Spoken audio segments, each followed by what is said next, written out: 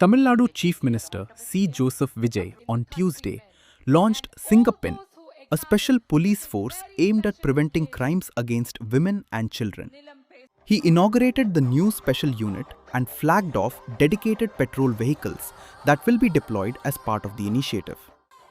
Addressing the gathering, Vijay said there would be zero tolerance for crimes against women and assured swift action and stringent punishment against offenders.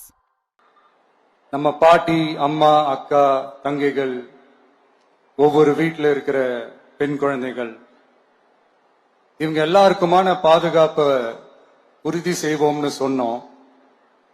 ஆனா அது எலெக்ஷனுக்காக மட்டுமே கிடையாது. மனசிலிருந்து நிஜமா உண்மையா உணர்வு பூர்வமா சொன்னதுதான். பெண்களுக்கு எதிரான இந்த கொடுமைகள்ல நமக்கு எப்பவுமே ஜீரோ டாலரன்ஸ் தான். அதுல ரொம்ப உறுதியா இருக்கிறோம். சோ சொன்னது எல்லாமே செய்யணும். கொஞ்சம் கொஞ்சமா படிப்படியா அதை செயல்ல கொண்டு வரணும். அதுல ரொம்ப தெளிவா இருக்கிறோம்.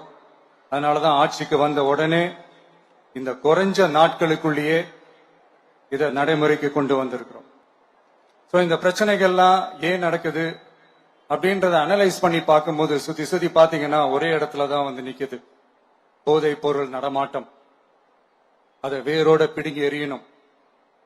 இது 2026 போன மாசம் மே மாசம் 10ஆம் தேதி இந்த பிரச்சனை புதுசா முளைச்சு வந்துடல. இது பல வருஷமா இருக்கிற பிரச்சனை. பல வருஷமா இதை கண்டுக்காம விட்டதுதான் அந்த வேர் இவ்வளவு ஆழமா பரவி இருக்குது. இத பல வருஷமா கண்டுக்காம விட்டது யார் என்றது நான் சொல்லிதான் உங்களுக்கு தெரியணும்னு அவசியம் இல்லை. அது உங்களுக்கே நல்லா தெரியும். இப்ப அதை பத்தி பேசியும் பிரயோஜனம் இல்லை. முதல்ல இந்த போதை பொருள் நடமாட்டத்தை வேரோட பிடுங்கி எறியணும். அப்படி எரிஞ்சாதான் இந்த பெண்களுக்கான இந்த சேஃப்டி ரொம்ப ஸ்ட்ராங் ஆகும். இது ரெண்டுமே ஸ்ட்ராங் ஆனாலே ஆட்டோமேட்டிக்கா சட்டம் ஒழுங்கும் சரியாகும். The Chief Minister announced that over 354 crore rupees would be allocated for the first phase of the project. He also said that 2,500 new posts would be created in the second phase to strengthen the force and expand its reach. The event also featured a special police parade, a ceremonial guard of honor, and performances by the police band, which were reviewed by the Chief Minister.